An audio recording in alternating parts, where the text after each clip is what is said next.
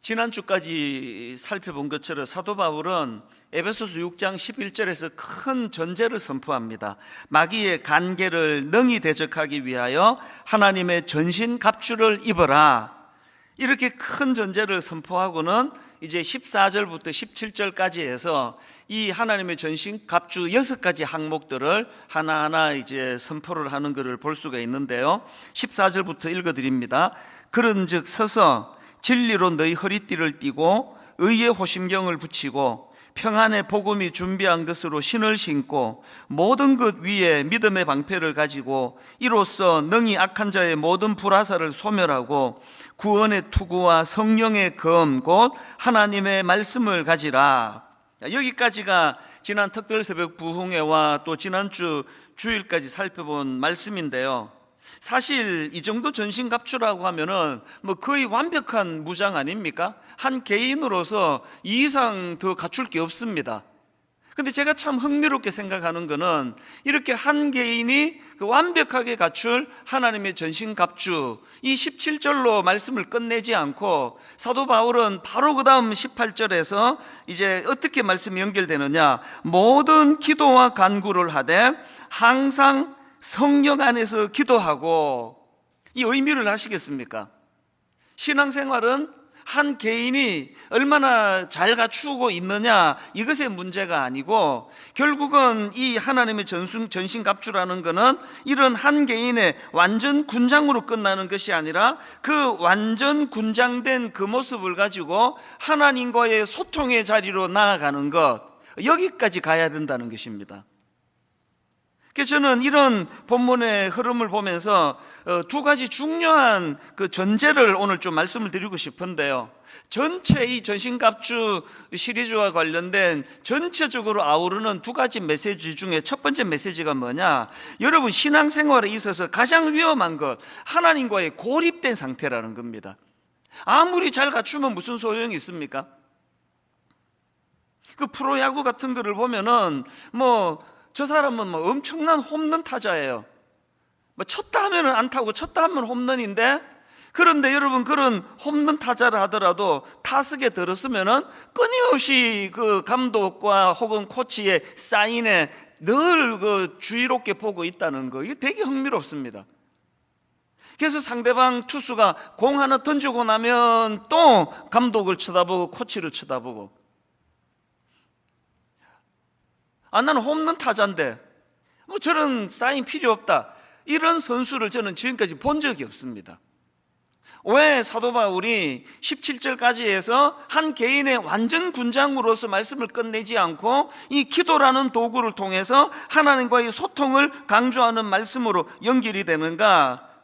성령 안에서 기도하고 이 18절 말씀이 가진 의미가 무엇인가?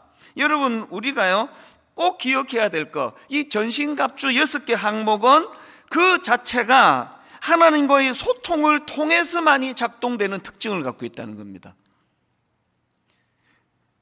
저 같은 오래 믿은 사람들이 가진 위험이 그런 외적인 걸 갖추었다는 것으로 너무 만족하다가 보니 이걸 잊어버릴 때가 많은 겁니다.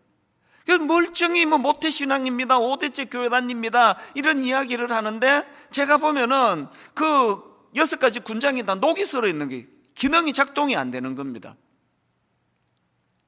이 6가지 군장에 결정적인 강력한 특징이 있다면 이 모든 것들이 하나님과의 소통, 이 기도라는 도구를 통한 하나님과의 소통을 통해서만이 이것들이 작동이 된다는 거예요.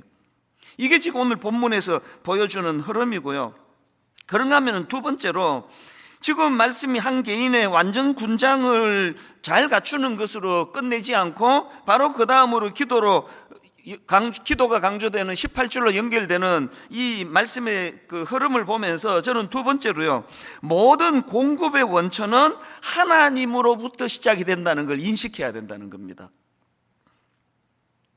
이 사도 바울의 19절의 이 참 기도 부탁이 너무나 의미가 있는데요. 19절입니다. 또 나를 위하여 구할 것은 내게 말씀을 주사 나로 입을 열어 복음의 비밀을 담대히 알리게 하옵소서 할 것이니, 지금 말씀을 그 바울에게 말씀을 달라고, 그렇게 좀 기도해 달라, 이런 부탁을 하는 사도 바울에게 있어서 결정적으로 바울이 알고 있는 게 뭡니까? 이 말씀 공급의 원천이 자기 자신에게 있는 게 아니라 하나님으로부터 공급된다는 걸 너무나 잘 알고 있었기 때문에 이런 부탁을 하는 거 아닙니까? 이것과 관련해서 저도요, 제 자신이 이해가 안 되는 불가사의한 게 하나 있습니다.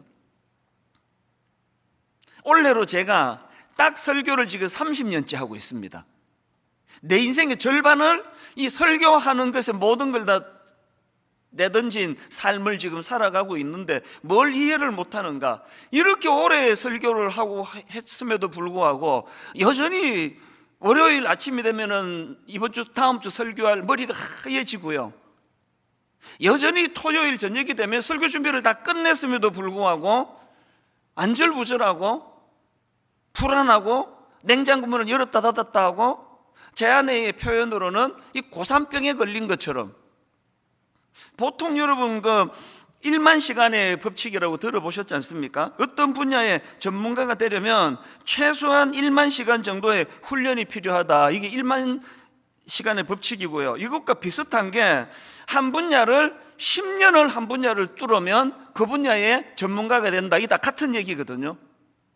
여러분, 저는요 한 분야를 30년을 지금 뚫고 있습니다. 아니 그런데 왜 토요일 저녁이 되면 왜 안절부절하고 마음이 불안하고 염려가 되고 왜 이런 이상한 일이 왜 생기느냐고요.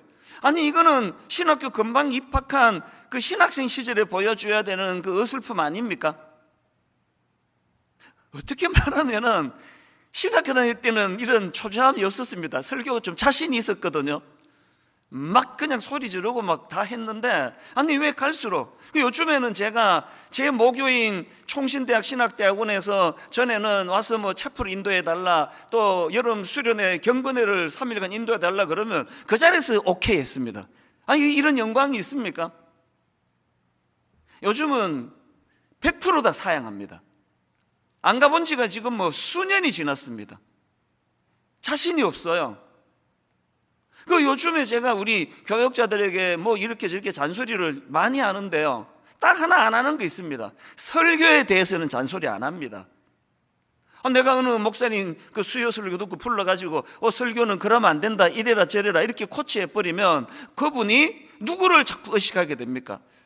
말씀의 원천이 하나님을 의식해야 되는데 우리 담임 목사가 또 이것도 뭐 또 지적하면 어떡하나, 그렇게 될까봐 제가 지금 단 한 번도 설교를 가지고 지적해 본 적이 없습니다. 사도 바울이 지금 막 모든 사람들이 신앙의 대가로서 그 존경하고 존경을 받는 그런 입장이 있으면서도 나 위해 기도해 달라, 내게 말씀을 주사, 말씀을 잘 전할 수 있도록 기도해 달라. 원천이 자기로부터 나오는 게 아니라는 건 하나님께로부터 나온다는 걸 철저하게 인식하고 있었다는 거 아닙니까? 그래서 저도 토요일마다 막 이렇게 하는 게 사실 좀 불편하거든요. 일주일에 한 번씩 이렇게 안절부절하고 누워도 잠이 안 오고 또 잠도 깊이 안 오고,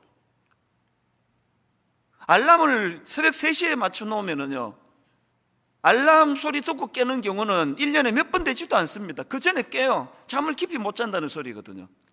이게 저를 참 불편하게 하지만, 그러나 저는 하나님 앞에서 이게 옳다고 생각을 합니다. 제가 뭐 어느 후배를 만나든 심지어는 뭐 우리 교육전사님을 만나도 끝에 항상 하는 말이 나한테 조언해 줄 거 없나? 왜 그래야만 됩니까? 원천이 제게서 나오는 게 아니라는 걸 알거든요. 그래서 또 알아요. 내일 새벽 되면은 그 다음 주 본문을 보면은 막막해요. 이거 가지고 어떻게 또 요리를 하지? 늘 사도 바울과 같은 그 심정이 어떤 심정인 걸 알기 때문에 은혜를 달라고. 저는 뭐 다른 욕심 없습니다. 뭐 총회장 뭐 되고 싶은 마음 한 번도 저 같은 그릇은 그런 갈 수 있는 그릇 아닙니다.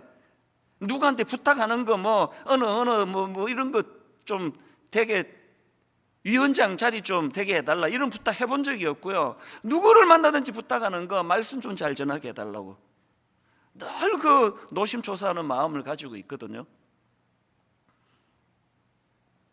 사도 바울이 지금 19절에서 이 모든 공급의 원천은 자기로부터 나오는 것이 아니라 하나님으로부터 나온다는 것을 참 인식하게 하는 말씀을 전하는데요, 그 앞에 18절도 마찬가지입니다. 모든 기도와 간구를 하되 항상 성령 안에서 기도하고, 여기 나오는 성령 안에서 기도하고라는 말씀의 의미는요, 성령의 인도하심을 따라 기도하는 걸 의미하는 거 아닙니까? 이건 역시도 그 기도도 막 자기 의지로 막 자기가 하는 게 아니에요. 성령님이 이끄시는 대로, 성령님이 인도하시는 대로. 외국을 방문을 하시려면 그 외국에서도 이제 그 스마트폰을 쓰고 싶으면은 꼭 국내에 있을 때 전화를 해야 돼요. 그 본사에다 전화를 해가지고 이 로밍 서비스를 신청을 해야 됩니다. 그리고 별도의 또 요금을 줘야지 이제 미국 가서도 또 유럽에 가서도 쓸 수가 있습니다.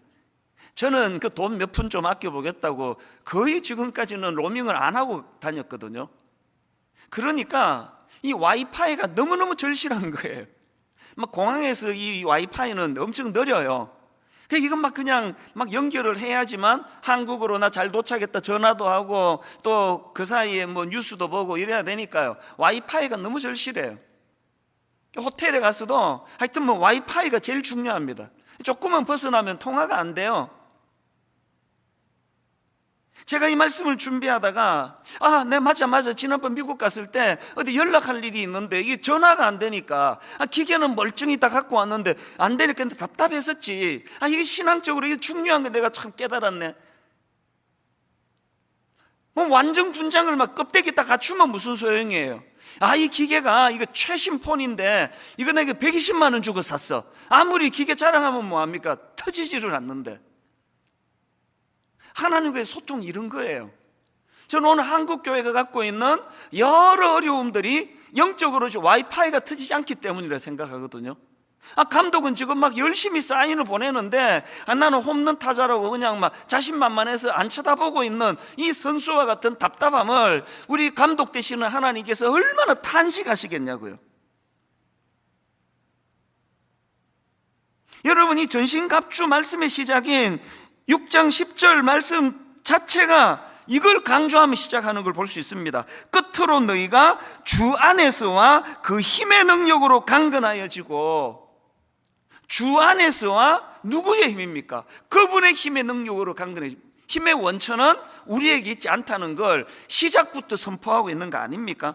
이 10절을 메시지 성경으로 보니까 이렇게 번역을 합니다. 하나님은 강하신 분입니다. 하나님은 여러분도 그분 안에서 강하기를 바라십니다. 누가 기도의 자리로 나갈 수 있습니까? 신앙이 뭔지를 정확하게 아는 사람이에요. 기도의 자리로 나갈 수 있는 사람이 가진 강력한 두 가지 전제가 하나님은 강하신 분이라는 걸 인식하는 거예요. 하나님은 강하신 분인 걸 내가 믿습니다. 그 다음 두 번째가 뭡니까? 그 하나님으로 인하여 저도 강하게 될 줄로 믿습니다. 우리 하나님은 내가 비실비실 사는 것이 아니라 강한 용사가 되기를 원하는 줄 믿습니다. 이 두 가지를 인식하는 자만이 기도의 자리로 나가는 사람이라 생각하거든요. 역대하 20장 15절에 보면은 야시엘이 이르되 온 유다와 예루살렘 주민과 여호사밧 왕이여 들을지어다. 여호와께서 이같이 너희에게 말씀하시기를 너희는 이 큰 무리로 말미암아 두려워하거나 놀라지 말라. 왜 이렇게 두려워하거나 놀라지 말라고 하시느냐?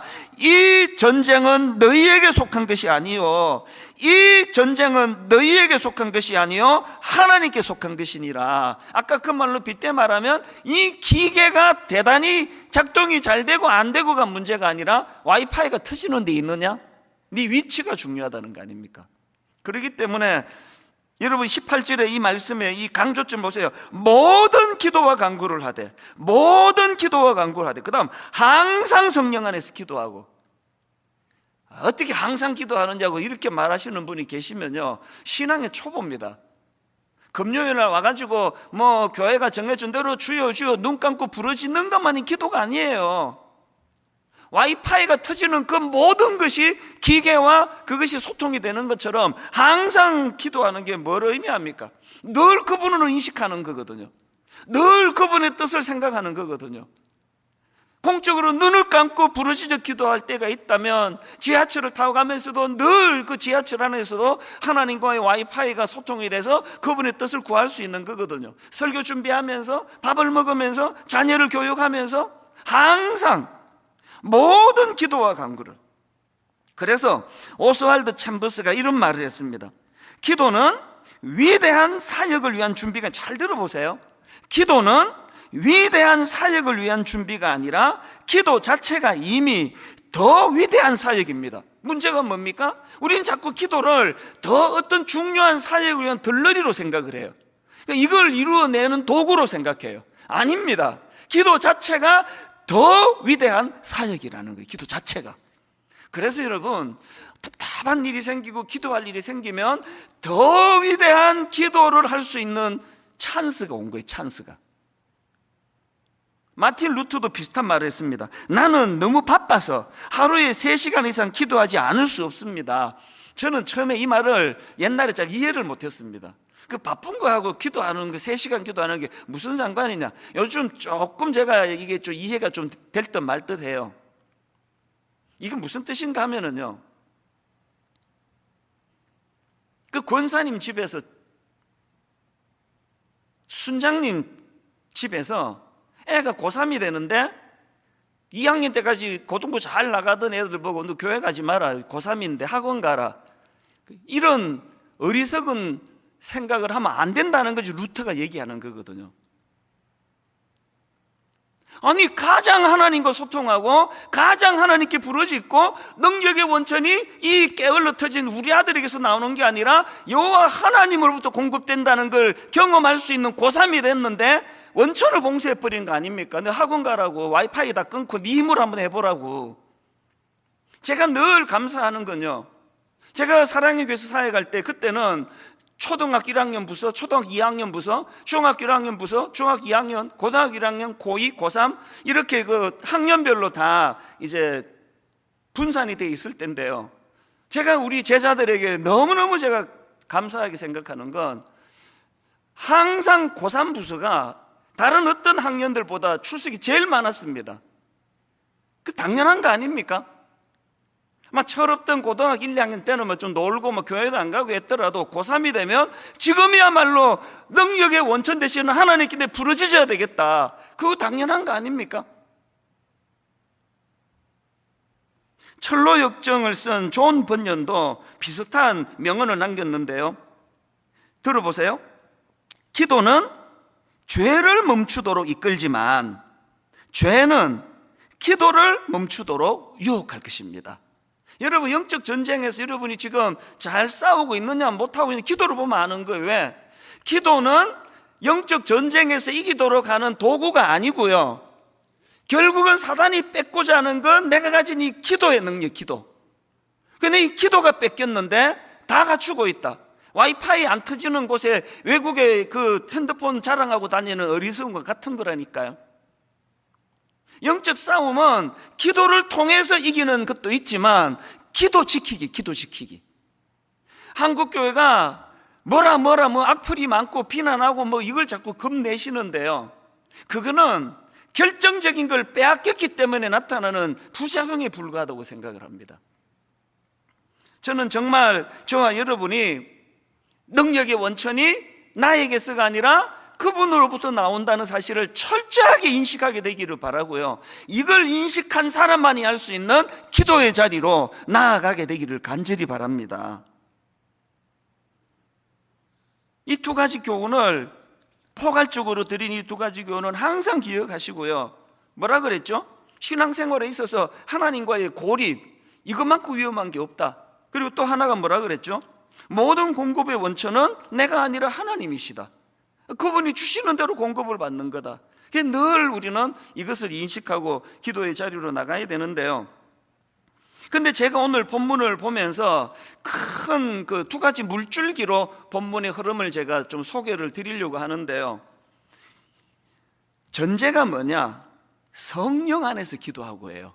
이 성령 안에서 기도하고라는 큰 우산 아래 두 갈래 물줄기가 흘러가는 것을 볼 수가 있는데, 이걸 가지고 제가 이제 두 갈래로 설명을 드리려고 합니다. 자, 성령의 인도하심에 따라 드리는 두 가지 기도, 제가 이렇게 잡아봤는데요, 이 두 가지 물줄기예요. 성령 안에서 기도하는 이 물줄기가 하나는 어디로 흐르느냐? 타인을 위한 기도로 흐릅니다. 18절에 나오는 여러 성도들을 위하여 구하라. 자, 이 물줄기를 한번 보십시오. 18절에 모든 기도와 간구를 하되 항상 성령 안에서 기도하고, 그리고 이 물줄기가 어디로 흘러갑니까? 이를 위하여 깨우고 구하기를 항상 힘쓰며 여러 성도를 위하여 구하라. 이게 굉장히 중요한 의미가 있다고 생각합니다. 죄성을 가진 우리는요, 나 자신만을 위해 살기에 급급한 우리는요, 절대로 먼저 나를 위한 기도보다 타인을 위한 기도가 먼저 나오질 않습니다. 제가 어느 칼럼에 보니까요, 그 우리나라 속담에 이런 말이 있지 않습니까? 사촌이 땅을 사면 배가 아프다. 그래서 하여튼 우리나라 사람들은 질투심이 많아, 우리 민족은 질투가 많아, 이런 이야기를 하는데 그건 잘못된 말입니다. 왜 우리나라 사람이라고 유독 질투가 많겠습니까? 이 땅의 모든 인간들이 다 죄성을 가져서 그런 거예요. 제가 어느 칼럼에 보니까요, 그 독일어에도 이런 비슷한 단어가 있다는 겁니다. 샤덴프로이데라는 단어인데요, 이 단어의 뜻은 남의 불행에서 기쁨을 느낀다. 우리나라 말이 동전의 이쪽 면으로 사촌이 땅을 사면 배가 아픈데, 독일에서는 동전의 저쪽 면으로 남의 불행에서 기쁨을 느낀다. 샤덴프로이데라는 단어가 있대요. 이 단어는 합성어인데요, 손해, 불행, 이런 뜻을 가지고 있는 샤덴이라는 단어하고 기쁨, 환희, 이런 뜻을 가지고 있는 프로이데라는 단어가 이제 합성이 됐는데, 이 상대방 또 타인의 고통을 은근히 즐기는 그런 심리 상태가 독일 사람들한테도 있다는 게 좀 제게는 좀 위로가 되더라고요. 그러면서 그 칼럼에서 또 그 러시아 민화 하나를 소개하는데요, 어느 농부가 우연히 이제 그 마술 램프를 발견한 겁니다. 그 알라딘의 마술 램프 같은 거 아시죠? 이렇게 쓱쓱 문지르면은 펑 하고는 그 진이라는 거인이 나와가지고 무슨 소원을 들어드릴까요? 이제 그런 램프인 것 같아요. 그래서 이제 이 농부가 그 마술 램프를 발견하고는 이제 그 램프를 문지르니까 그 램프에서 이제 거인이 나타나가지고 소원을 말하십시오, 들어드리겠습니다, 뭐 이렇게 된 거죠. 이 농부가 무슨 생각이 들었냐 하니까 이런 말을 했습니다. 그 거인한테, 자기 옆집에 그 옆집 사람이 그 젖소를 한 마리 키우는데, 이 엄청나게 대단한 젖소라는 거예요. 막 젖이 막 얼마나 그 양질의 젖이 나오는지 이걸로만 애들 다 키우고, 그리고도 막 젖이 남아가지고 이 젖을 팔아가지고 그렇게 막 지금 막 점점 윤택한 그런 부자가 되어가고 있다, 그런 이야기를 했대요. 그랬더니 그 거인이 그 말을 듣고는 이렇게 말했죠. 옆집처럼 우유가 잘 나오는 젖소를 구해드릴까요? 그랬더니 농부가 막 그 손사래를 흔들면서 아니야, 옆집 젖소를 죽여줘. 그 웃음이 나오는데 참는 건 그 속내를 들켰기 때문에 본능이 지금 엉두르는 거 아시죠? 이 참 많은 메시지를 가져다 주는 이 러시아의 이 민화가 참 그 인간의 본능을 강조하는 어떤 포인트다. 이게 참 저한테는 와닿았거든요. 미국의 소설가 고 비달이라는 사람도 비슷한 뉘앙스의 말을 했습니다. 친구가 성공할 때마다 나는 조금씩 죽는다. 이건 좀 과장된 표현이지만 바탕은 진실이라 생각을 해요. 저는요, 이 고 비달의 친구가 성공할 때마다 나는 조금씩 죽는다, 이거를 보면서 예수 믿는 우리는 결국 죽는 거구나, 둘 중에 하나로 죽는 거 아닙니까? 사도 바울처럼 그리스도를 인하여 나는 날마다 죽노라, 그리스도의 인격을 닮아가는 그 과정에서 그 죽든지, 친구가 성공할 때마다 조금씩 죽든지, 어느 쪽을 택하시겠습니까? 여러분, 우리가 왜 성령의 인도하심을 따라 기도해야 됩니까? 늘 나 자신만을 위해 살기에 급급하다 보니만 모든 기도가, 그것도요, 성령의 인도하심이 아니면 사도 바울의 말로 그 배설물 같은 하나도 필요 없는 이런 것만 구하다가 끝낼 거예요. 그런데 우리가 성령님이 인도하시는 대로 이 은혜의 원천인 그분이 인도하시는 걸 따라서 기도하게 된다면 나보다도 먼저 타인을 축복하며, 아니 우리 본능은 친구가 성공할 때마다 나는 조금씩 죽는다 이렇게 고백할 수밖에 없는데, 성령 안에서 기도하는 사람들은 여러 성도를 위하여 구하라, 이게 제일 먼저 나오는 기도 물줄기거든요. 근데 여러분 여기서 한 가지요, 18절을 다시 보십시오. 모든 기도와 간구를 하되 항상 성령 안에서 기도하고 이를 위하여 깨어 구하기를 항상 힘쓰며 여러 성도를 위하여 구하라. 이렇게 성령 안에서의 기도가 여러 성도를 위하여 구하라로 그렇게 연결이 된다 말씀드렸는데, 이거는요 결국은 하나됨의 문제라는, 하나됨. 이게 무슨 말인가 하면은 그 에베소서에 보면은 그 성령 안에서 몇 번 이런 표현이 나오는데요, 이 성령 안에서라는 에베소서의 표현은 항상 이 하나됨과 연결이 된다는 겁니다. 자, 한번 보시겠습니까? 자, 에베소서 2장 18절입니다. 세 번요. 이방 사람과 유대 사람 양쪽 모두 그리스도를 통하여 한 성령 안에서 아버지께 나아가게 되었습니다. 또 에베소서 2장 22절, 너희도 성령 안에서, 여기도 나오죠, 너희도 성령 안에서 하나님이 거하실 처소가 되기 위하여 그리스도 예수 안에서 함께 지어져 가느니라. 또 4장 3절, 평안에 매는 줄로 성령이 하나 되게 하신 것을 힘쓰시키라. 여러분 이 대목에서 우리 모두가 다 회개해야 돼요. 한국 교회만큼 뭐 철학기도 많이 하고 통성기도 많이 하고 기도 많이 하는 나라가 없다고 맨날 자랑하고 다니면서, 또 한국 교회 성도들만큼 분열이 많은 이런 한 교회가 또 어디 있나 할 정도로 맨날 쪼개지고 그리고 또 기도한다 그러고. 여러분 우리가 성령 안에서 기도하지 않는다는 증거가 여기 있는 거 아닙니까? 성령의 인도하심을 따라 기도하는 것은 그 이방인과 유대인들이 원수 중에도 이런 원수가 없는데, 이런 원수 같은 것들이 하나 되게 만드는 능력이 성령 안에서 일어난다고 한다면, 예수 안 믿는 사람들이 우리를 비난하고 손가락질하는 건 별로 아프지 않습니다. 십자가로 형제자매 되었다고 하는, 늘 성령 안에서 기도한다고 하는 이런 동력자들로 하여금 말로 다 할 수 없는 벌거벗김을 당할 때는 그 아픔은 이루 말로 다 못하는 거 아닙니까? 우리가 이렇게 아프다 하면 우리를 구원해 주신 우리 주님의 마음이 어떻겠냐고요. 자식 길러본 사람 다 알 거예요. 뭐 어버이날이라고 뭐 사주고 포장하고 뭐 카드, 그것보다도 더 고맙고 고마운 게 자기들끼리 잘 지내는 거예요. 자기들끼리 뭐 다른 거 다 필요 없습니다. 니들끼리 잘 지내면 좋겠다. 우리가 성령 안에서 기도를 회복해야 돼요. 교회는요 막 뭔 실수를 해도 막 하나도 걱정이 안 되고 긴장이 안 되는 곳이어야 되는 거 아닙니까? 왜? 다 용서해 줘 버리니까. 나 충청도 말 중에 흉내는 못 나겠는데요, 코미디에 종종 나오잖아요. 괜찮아요. 저를 용서해 주실 거죠? 그 충청도 말에서 말하는 괜찮아요, 이게 우리 교회에 가장 빈번하게 들려지는 언어라야 된다고 생각하거든요. 왜 교회에 다가만 가면 긴장을 합니까? 용서 안 해주니까. 99가지 공통분모를 갖고 있는데 하나 다르면 그 하나 다른 거 갖고 원수 맺어 버리니까.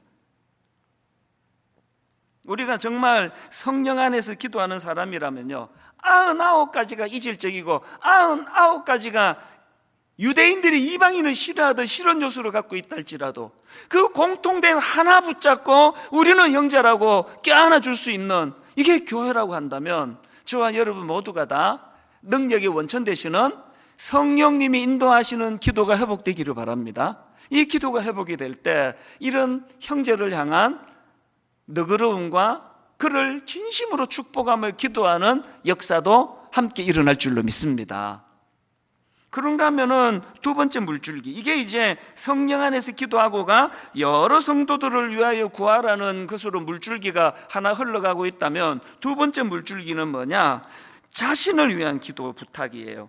또 나를 위하여 구할 것은 19절에 여러분 지금 18절에서 성령 안에서 기도하고 이게 19절에서 또 나를 위하여 구할 것은 이렇게 연결이 되는데요. 이거 보고요 섣부르게 또 에이 사도 바울도 뭐 별 수 없네, 결국은 뭐 자기 위해서 기도해 달라는 거 아니야 이러신다면요, 여러분은 지금 하나만 보시고 둘은 못 보신 겁니다.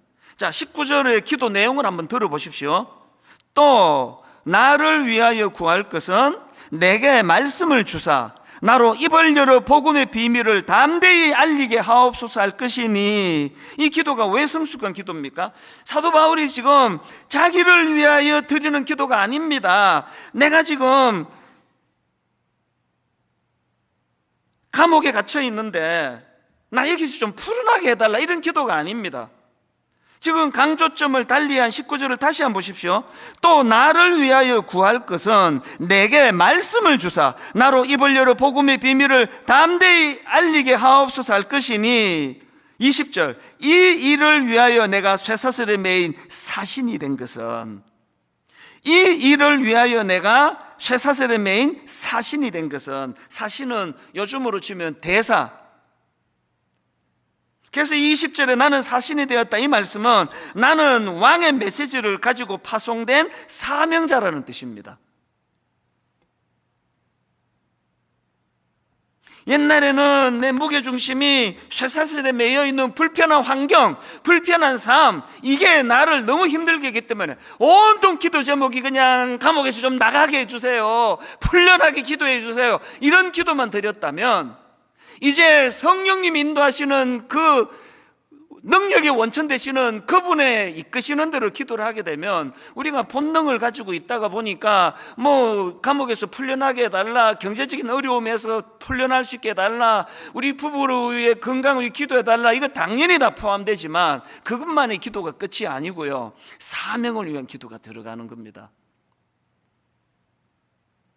20절에서 사도 바울의 마음이 확 느껴지는데 세 번역으로 보십시오. 나는 사슬에 매여 있으나 이 복음을 전하는 사신입니다. 이런 형편에서도 내가 마땅히 해야 할 말을 담대하게 말할 수 있게 기도하여 주십시오. 풀려나게 해달라는 기도가 아니고요, 이런 형편에서도 이 사명이 조금 더 위축되지 않게 해달라고. 이 대목에서 참 마음이 먹먹해지는,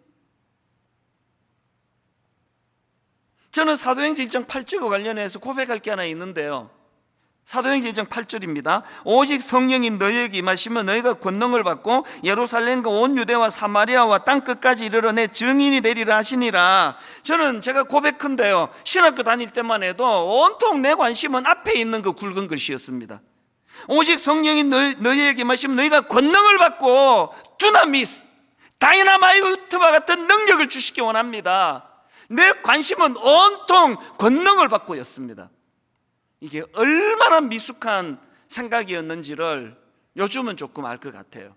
주님의 포인트는요, 너희가 권능을 받고 여기 있지 않습니다. 주님의 포인트는 맨 마지막에 나오는 이 한마디예요. 오직 성령이 너희에게 임하시면 너희가 권능을 받고 예루살렘과 온 유대와 사마리아와 땅끝까지 이르러 내 증인이 되리라 하시리라. 이 주님의 마음이 내게 와닿아가지고 어떻게 해서든 내가 주님의 증인으로서의 삶을 살아야 되겠다. 아까 사도 바울의 그 20절 표현으로 말하면 이런 형편에서라도, 여건이 안 되는 이런 상황에서라도 정말 우리 주님을 시원케 드리는 이 사명을 감당해야 되겠다. 아버지 하나님, 주님 땅끝까지 내 증인이 되라 하신 말씀 앞에 순종하며 가기 원하는데, 그러기 위하여 주님 권능이 필요합니다. 다이나마이트와 같은 능력이 필요합니다. 성령이 너희에게 임하시면 너희가 권능을 받고는요, 최종 목표가 아니라 수단이에요, 수단. 내 이 사명을 감당하기 위한. 우리가 늘 이런 어떤 외적인 것만, 포장된 것만 자꾸 추구하다가 보니까요, 금방금방 열정이 식어버려요. 그리고 또 뭐 땅 끝까지 주신 그 사명을 감당하는 사명에 관심이 없는데 권능을 줘봐야 뭐 어디다 쓰겠냐고요.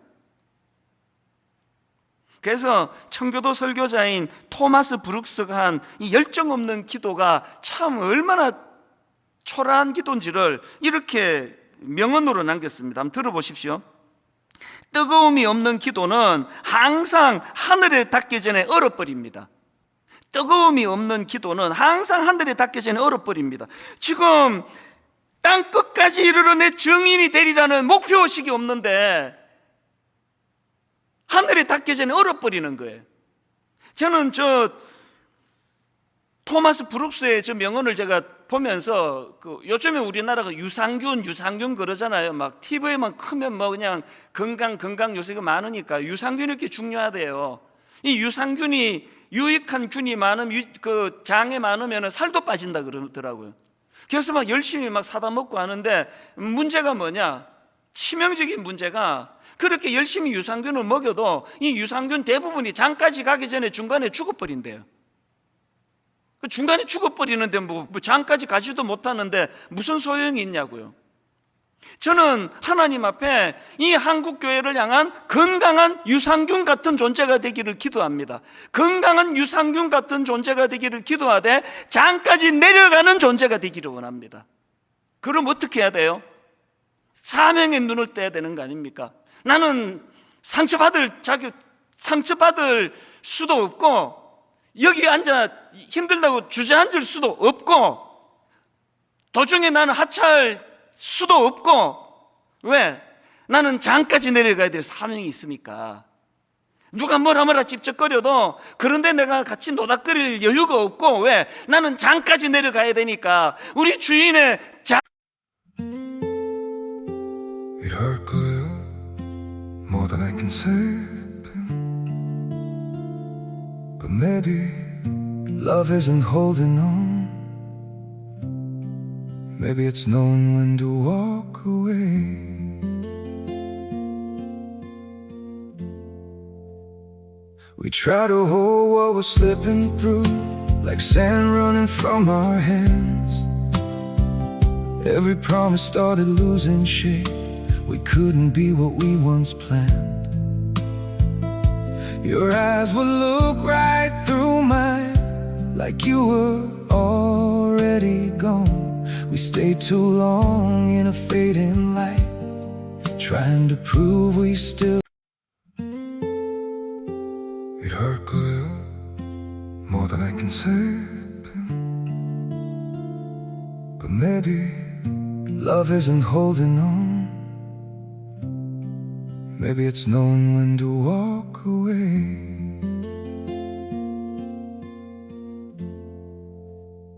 We try to hold what we're slipping through, like sand running from our hands. Every promise started losing shape. We couldn't be what we once planned. Your eyes would look right through mine, like you were already gone. We stayed too long in a fading light, trying to prove we still. It hurt good, more than I can say. But maybe love isn't holding on. Maybe it's knowing when to walk away.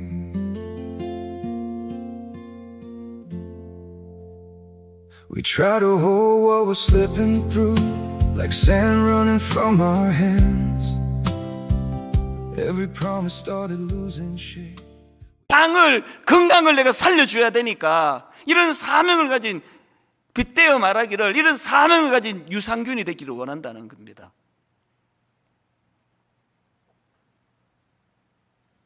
이런 면에서 저는 이 19절 말씀 우리 성경으로는요 이게 좀 번역이 하나 빠져버렸는데요. 자 18절입니다.